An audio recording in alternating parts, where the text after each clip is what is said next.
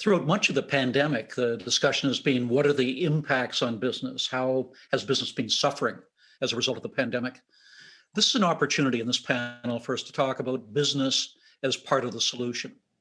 What is it that we can do to help to keep Canadians safe and to help to ensure an earlier reopening of our economy and to allow Canadians to get on with their lives? And I think that's a critical role to play. Business has essentially two choices. We can sit on the sidelines and wait for government to attempt to resolve all of these issues, or we can be part of the solution.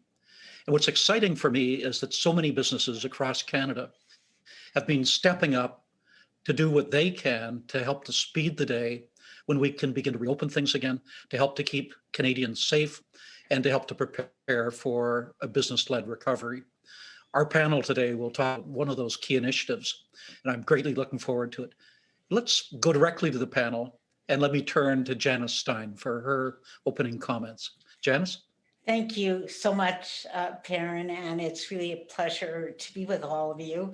And as Perrin just said, this is really a great story of the role that Canadian business has played in leading the way to a solution. Let me tell you just a little bit about the Creative Destruction Lab Rapid Screening Consortium, how we came together, what we do, and what we hope to do. This is a story of 12 Canadian companies who came together under the auspices of the Creative Destruction Lab at the Rotman faculty at the University of Toronto with a shared goal, really. A laser focus on the contribution that rapid antigen screens could make to making workplaces safer for those who work in these places and to reopening the economy as quickly as possible. The goal is really quite simple: screen workers on a regular basis. And as we find workers who screen positive and then are confirmed with a positive PCR test as positive, break the chain of transmission in this epidemic. Every single time we break that train of transmission, we make the workplace safer, and we, in fact, reduce the impact of the pandemic. Now, these companies came together, started working as part of a partnership with CDL. We've been working together now for almost 6 months actively, and the companies paid the cost for this early work that has been done, that has gotten us to where we are now, which is the capacity to scale this. What kind of commitments did these companies make? And it's really, I think, frankly, Perrin, an inspiring story.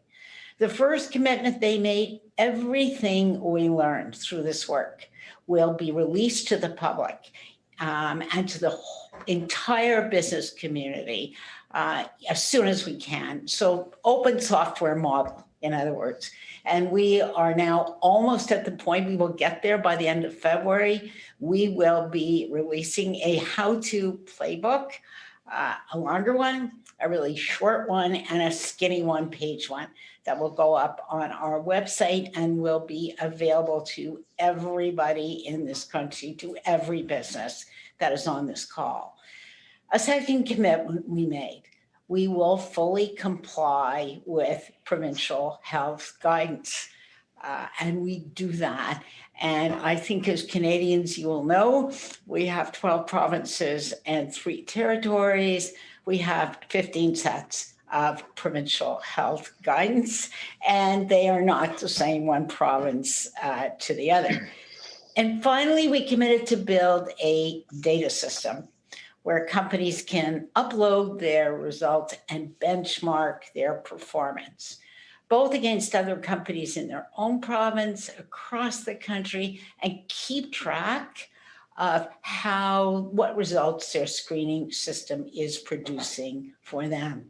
Frankly, there is no other system in the country right now for sharing data and learning about rapid antigen screening. The companies invested not only the funds, but their people to help build a system which meets our privacy standards in this country, our cybersecurity standards, all of them stringent to secure health data. And we are now already 2/3 of the way, and I think we will be there another 2-3 weeks.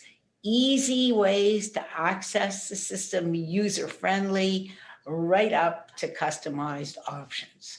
Where are our companies? Just this morning in a meeting, at least 3 said they are moving out of the pilot phase into scaling. So we are beginning to climb that mountain where thousands and thousands of members of their workforce will be screened twice a week. One of our consortium members has already moved to make screening mandatory. And what we say every time we meet, every person who, asymptomatic person, and that is the key, we are screening people who have no symptoms. And if we weren't screening, those people would continue to walk around unaware themselves that they have the disease and are infectious. Every single one of these people who screens positive and tests positive breaks the chain of the transmission in this pandemic and moves us closer to opening up the economy. Janice, thank you very much. You've given us lots to talk about, but let's hear from the other panelists, and then we'll come back for the conversation. Sure. We'll start with Jeff. Thanks, Perrin, and thanks for having me. This is a really important conversation, and there's been lots of great work that I'm happy to share.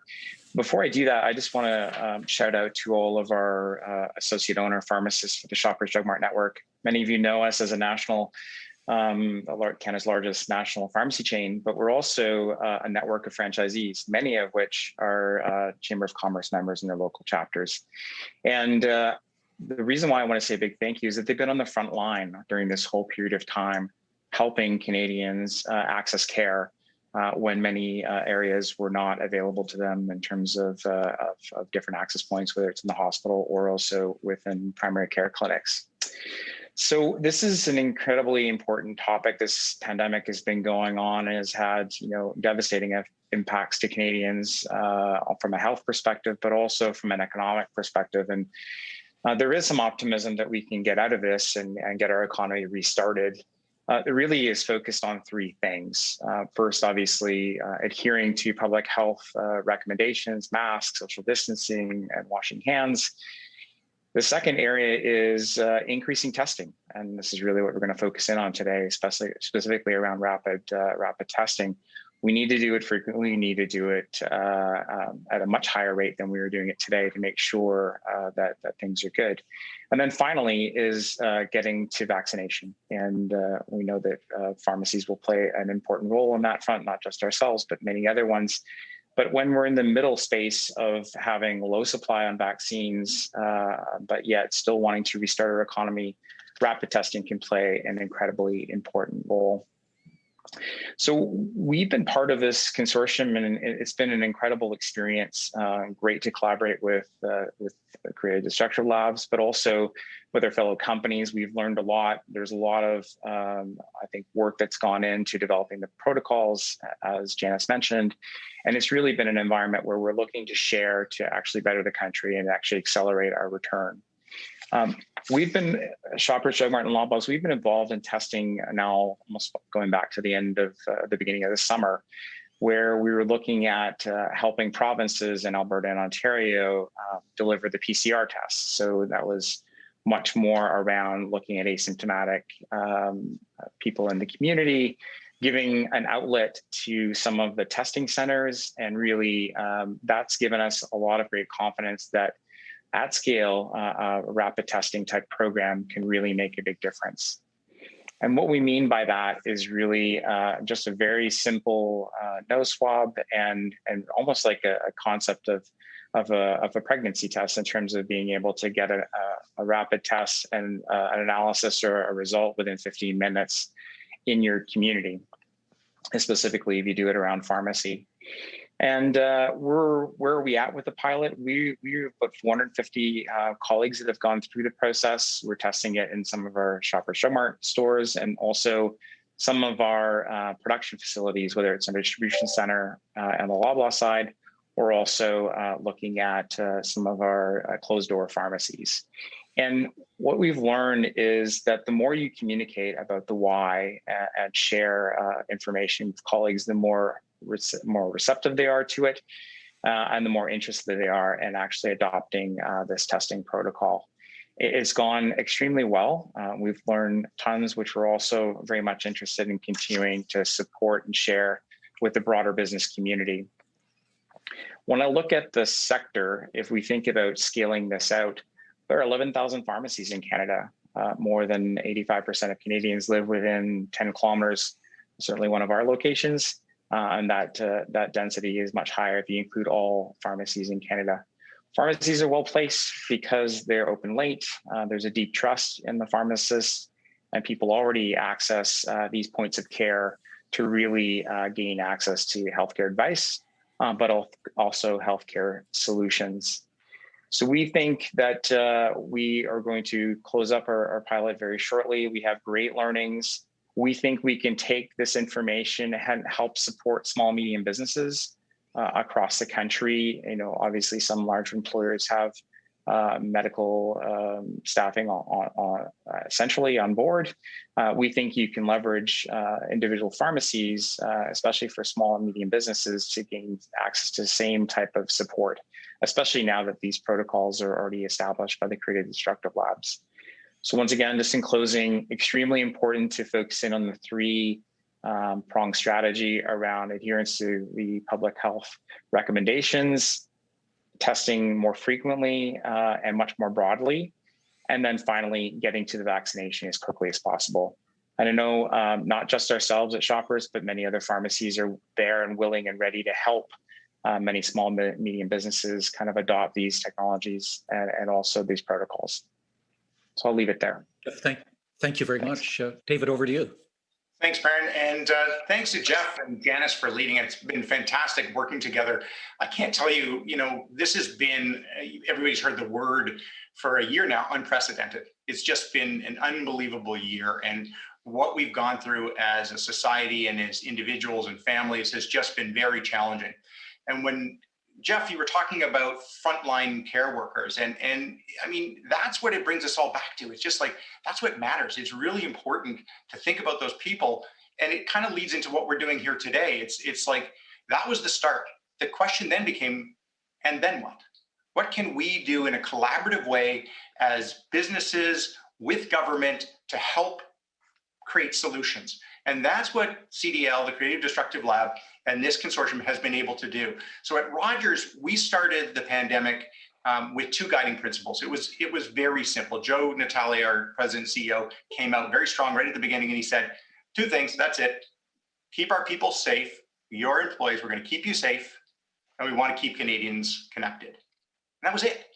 And it was like that moment that everybody just went, and everybody got going. And so it was from that point, started gun went off, and everybody just got busy collaborating with other, in our cases, telcos, to open up extra bandwidth and help the government with CERB and all of these other things people were calling in for, connecting pipe to get hospitals connected and screening centers connected. It was unbelievable. But it wasn't enough. It just didn't go to, and then what? And then what? How do you drive for better? And so with that in mind, those two guiding principles, it became a no-brainer that we were going to be part of the Creative Destructive Lab piece. Joe Natale is a member of that group, has been for a number of years. And when this idea came out as sort of the 15-minute rapid testing, get an answer back, are you somebody that's asymptomatic, you have no symptoms, but hey, you've got COVID and you're infectious on this little screening card that shows up like a pregnancy test. Blows your mind. changes the whole thing around now to say, we have a new tool. Everybody was praying at the beginning, I hope we get a vaccine. I hope we get a vaccine. I hope we get a vaccine. I hope it isn't 2 years. Now we've got vaccines, but there is that space in the center that Jeff was talking about and beyond. Even once we get vaccine, we need to add into this. So we joined the CDL, and the whole idea was, let's get rid of these smoldering fires. The virus is moving from person to person, lung to lung, like it's a forest fire, and we are the fuel. How do we break that down? How do we separate and create a ring around it? We created all kinds of protocols at Rogers with that in mind to make sure that we had screening questionnaires, and we did our own tracing. If anybody was symptomatic, we just said, okay, who are you in connection with? How long were you in contact? You're going home. And this was at the beginning when we didn't really understand COVID. We didn't know what it was. We didn't know how sick people were going to get. We just didn't know, but we just took that strong position to say, let's be safe. Let's be really safe. CDL, same thing. Let's go. And that's what we've done. So the whole idea is to get our teams in the workforce, to stay in the workforce, get back to the workforce and be safe. And also to make sure there's safety when they go home to their families. Because who doesn't want that? Think about the frontline workers going home to their families. Think about all of our business going home to our families. We do not want to put our loved ones at risk. So this was just a great way of doing it. We're a very innovative company. At Rogers, innovation is one of our core issues. We've always been innovators. Ted was an amazing guy, and innovation was at the top of the list for Ted Rogers. And this was innovative. And as we work with CDL, this is an iterative process. We're looking at it, and it's not a standstill. It's not like printed in stone, this is how you do it. We are learning as we go. We're creating SOPs on a weekly basis and updating and updating and updating. How can we do it smarter? How can we do it more efficiently? How can we do it cheaper? Because if we actually run through this stuff, rather than asking government how, this is where we land. This is where we live. Efficiency. We're not trying to say the test works or it doesn't. We know the science behind it. These tests work. What we're trying to do is, how do we put them back into society so they're an effective tool along with all of the other tools we already have? So it's been fantastic. Not only do we have to figure out how we use them, but we have to use where to use them in the different business cases, so that as we create these SOPs and we send them back to other businesses and other agencies in the government, schools, daycares, we have to figure out sort of the case use and figure that out and send those pieces back as well, so that people have an idea. So it's an efficient rollout, and it can scale very quickly. Because if we don't scale it very quickly, we've missed our moment, we've wasted the tool. So we really need to do that. So obviously there's some public good in this, and that's really what we wanted to make sure, was that people understood that this was 12 companies at the outset, but it is not exclusive. This is Canadian, this is inclusive. This is bringing everybody on board. This is finding an answer, one answer. There are many answers. The more people we get involved, the more answers we get, the faster we get to that, the safer we get to that. Because remember, this is life saved. The end of the day, this is all about life saved. Yes, business, getting back, the economy strong, et cetera, but we want to save lives at the same time. So that's what we're doing. We're creating the SOPs. We're going to send them back to the government. Here you go. Anybody can come on board. And we're just trying to make sure that it's as efficient as possible. So with that, I'll close. Thanks, Perrin. I'll send it back to you.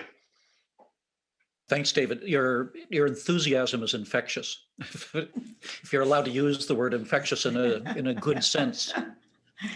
Here we'll Janice, what's impressive to me about all of this is that what you've got is a tremendously diverse range of companies coming together at their own expense. Yep. To share intellectual property, to invest an enormous amount of talent in the issue, and then to pass out the information and the protocols and what's been learned to others. This is quite unprecedented in so many ways, as is the partnership between the academic sector and the business sector.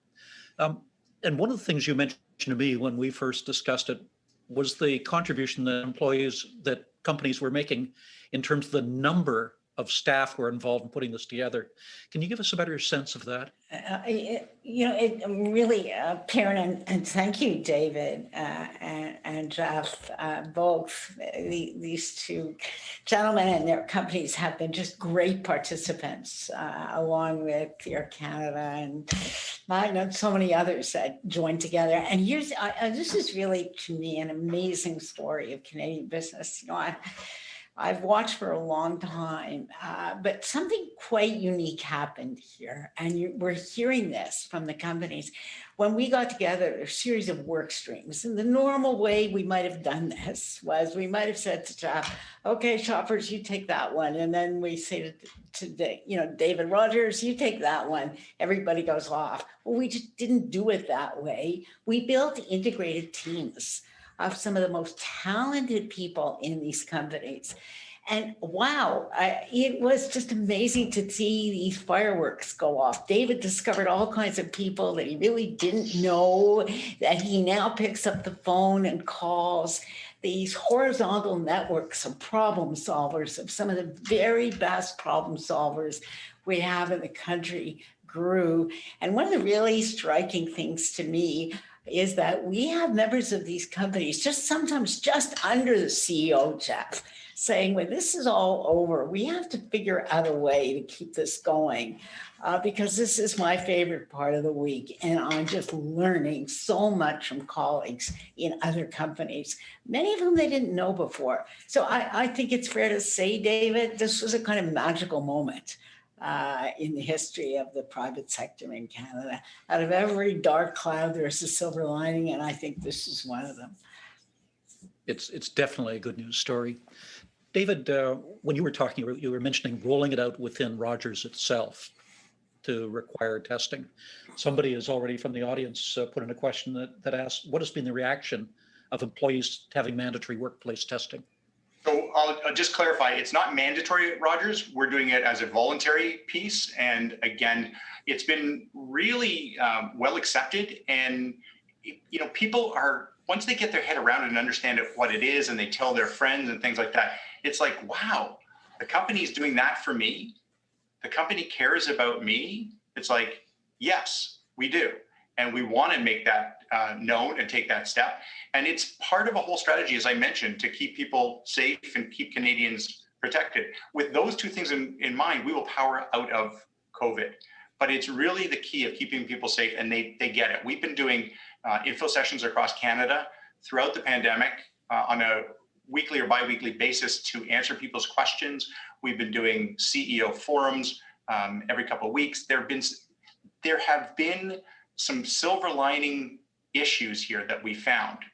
Janice and Perrin, your question around bringing people together from other companies, this is showing us the power of people. This is what we haven't had in other pandemics in centuries. So there are really some strong lessons here. And again, I think that idea of paying it forward and playing it forward into the future is really important, because if companies get on board, if we do more collaboration in Canada, we're really going to be the envy of the world in other ways, not just the beauty and our businesses and things like that, but our collaboration, not just our friendly. Perrin, if I can add just one quick sentence to what David just said. One of the great models here is we're now onboarding new companies who are coming on every couple of weeks. We're hoping to double. We're doing it through the buddy system. So our original members are buddying up and mentoring the new ones. The new ones, part of the condition for coming in, you're going to mentor again. And so it is paying it forward, not with money, but with time and talent to make this scale up much faster than it otherwise would be. Jeff, can we talk about shoppers' participation in this and what exactly it will be doing? If you were to your local pharmacy, how would they be participating, or how is the company as a whole participating in this? So just to echo Janice and David's comments just around the process around CDL and just the energy that our teams have gotten, it's been incredible. And we do like to consider ourselves an innovative company, obviously from a retail perspective. more so now around digital health and health access, which this is a really nice intersect if you think about driving care into the community, specifically around point of care testing. I think it's just, it's unlocked for us a whole bunch of different areas that we want to continue to collaborate with a lot of people that are part of this group, but also I think opened our eyes to new people too.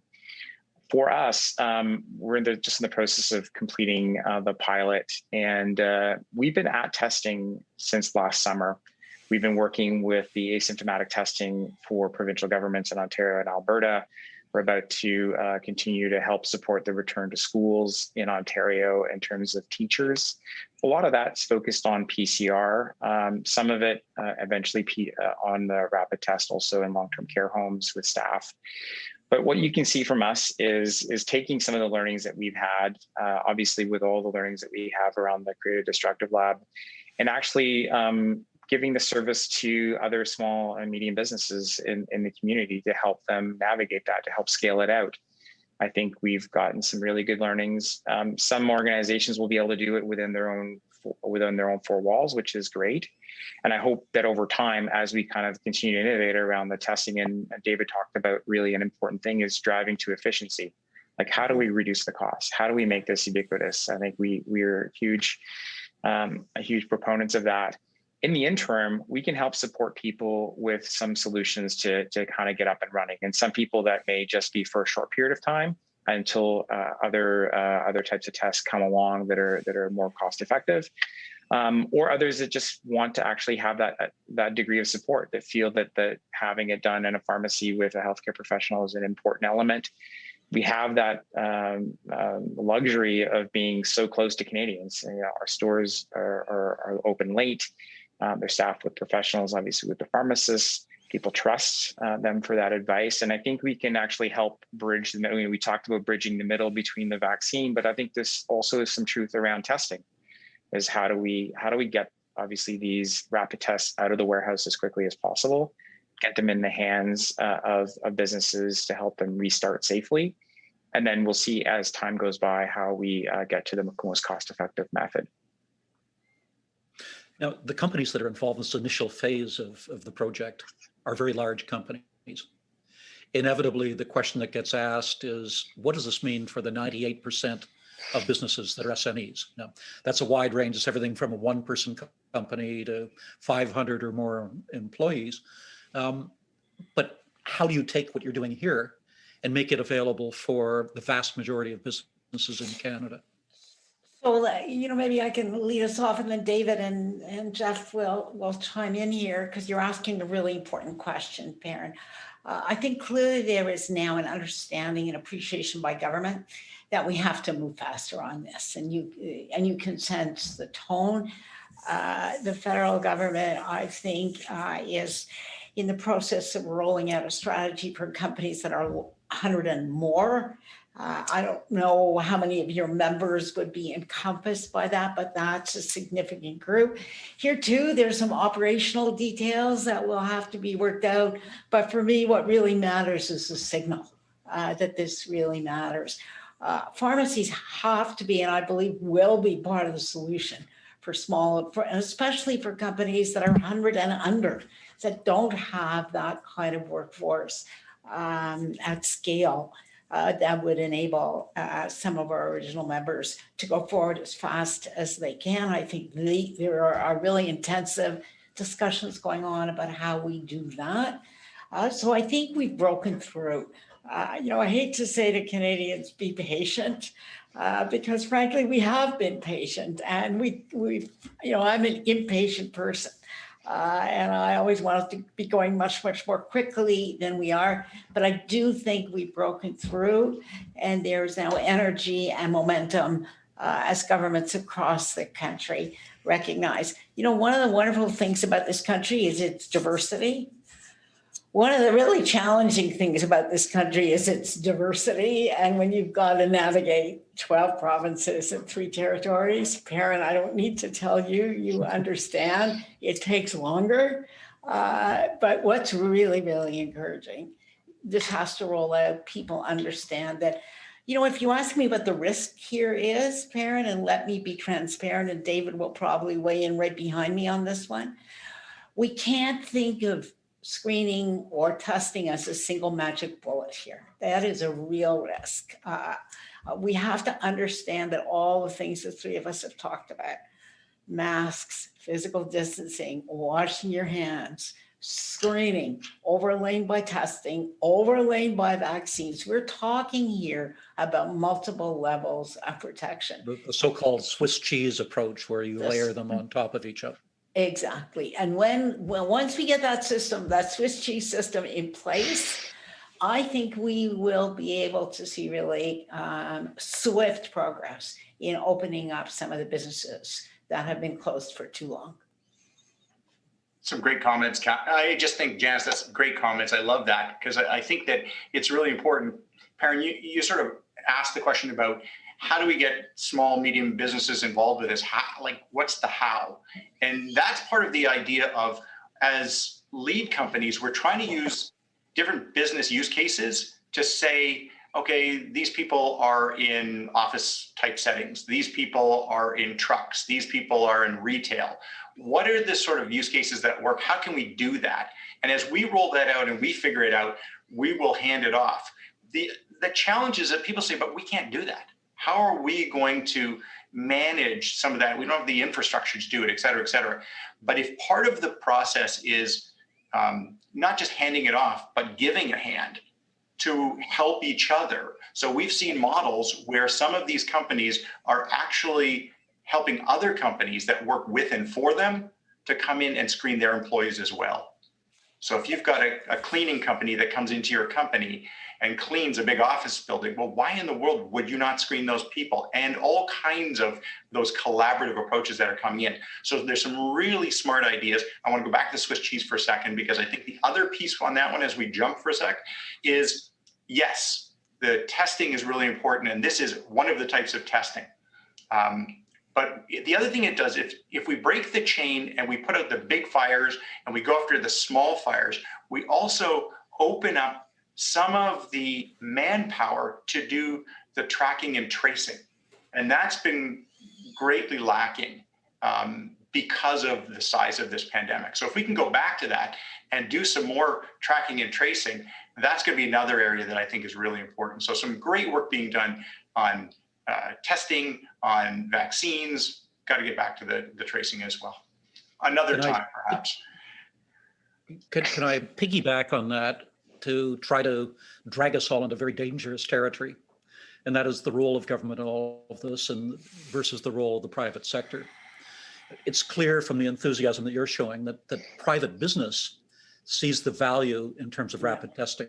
Absolutely. And there's been, for months now, a call by business to roll out rapid testing programs.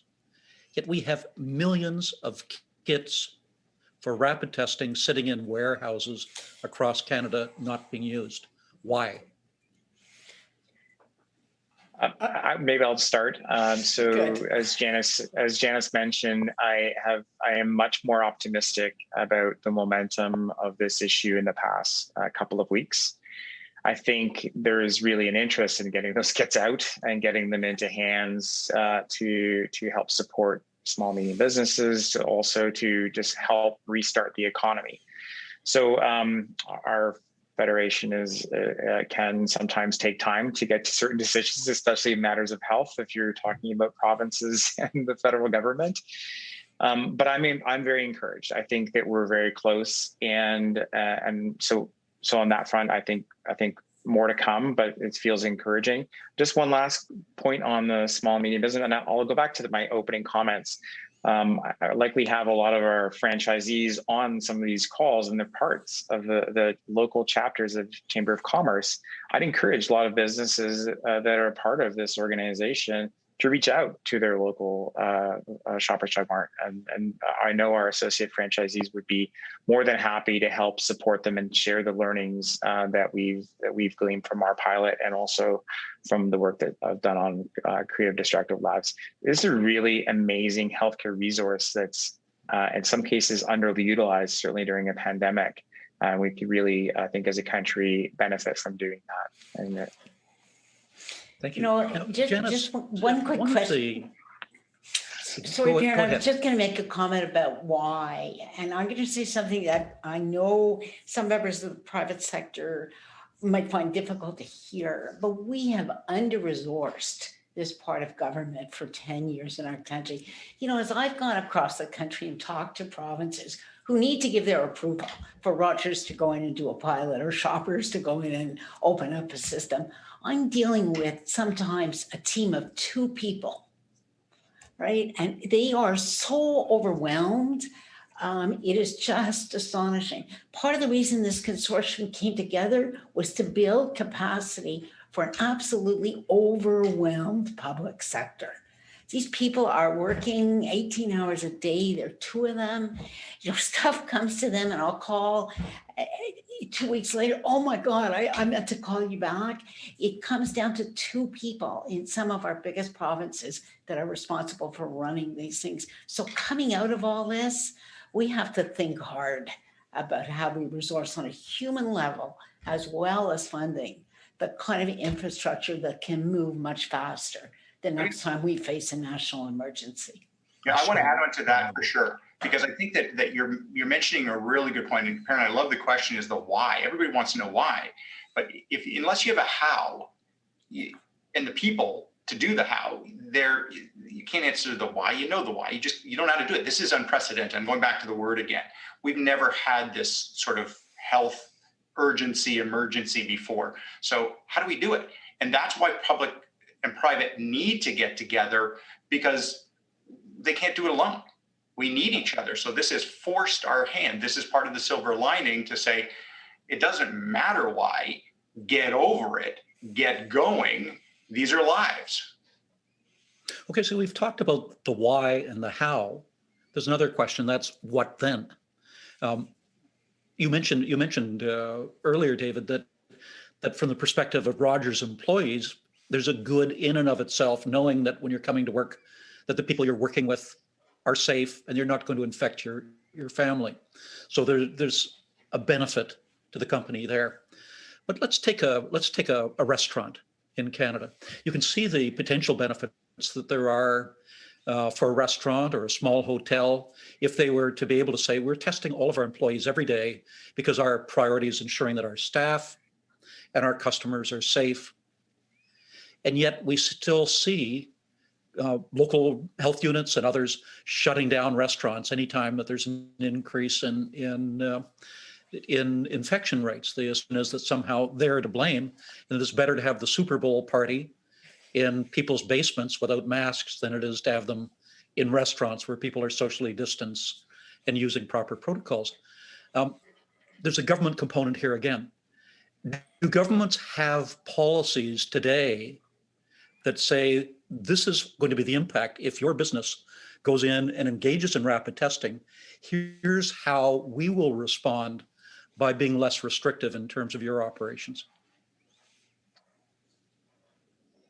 Is that to David? Janice, you want to take that one? I think this is yours. So those policies are not yet in place, Perrin, and you're really talking about an incentive structure to promote rapid screening. And so those policies are not yet in place, and they're not in place for 2 reasons. You know, governments, as we know, are there to ensure us against the worst possible outcome. That's what we want our governments to do. And when they don't do it, we're bitterly critical. And in this case, you know, we need one error on the other side here, and everybody would be up in arms. I think that's fair to say. And they live that world. But beyond that, we don't have the clinical data on this, right? You just posed a problem. What would happen if you opened up restaurants under very controlled conditions? Will we get fewer cases than if people were having parties in their basement? There's no data to answer that question. And in health, regulators look at one thing, and Jeff's nodding his head. He lives this world every day. They look at data. And that's part of the challenge that we're facing here. I'll just add one more comment. We were just talking to all our companies this morning. David was in the room. And, you know, there are 1 or 2 exceptions, but generally speaking, what surprised everybody was not the resistance to screening, we thought there would be, and we were building communications tools to deal with, we're getting the reverse. We are getting demand inside these companies. Workers want to be screened. And I think once we go there, right, then it's, and that's the mindset that Jeff and David are talking about, the change. There's demand for this. So we just need now to roll it out. And I'm optimistic that we're going to get a very significant uptake. To give you just one number, one of our companies is 65% uptake from their workforce. And Air Canada told us a wonderful story of one of our people getting on a flight, and the concierge recognizing and saying, "Oh, are you part of this consortium? How come I can't get tested right now, whereas people on the ground can?" And that to me is emblematic of where we are right now in the country. We are almost out of time. So one final question that I have. We have hundreds of people online running businesses who are watching right now. How can they get involved? How can they help? Get in touch. If you go to the website of the Creative Destruction Lab Rapid Screening Consortium, there's a way to get in touch. If our consortium isn't for you, we will do our best to direct you to where you need to go. We'll send it to you, Jeff, or wherever else we think you can get help in this. And the more the private sector indicates interest in doing this, the quicker governments will move. Janice, Jeff, David, thank you so much. So very often we get people together to talk. All of your organizations are groups that have come together to actually act, to serve Canadians.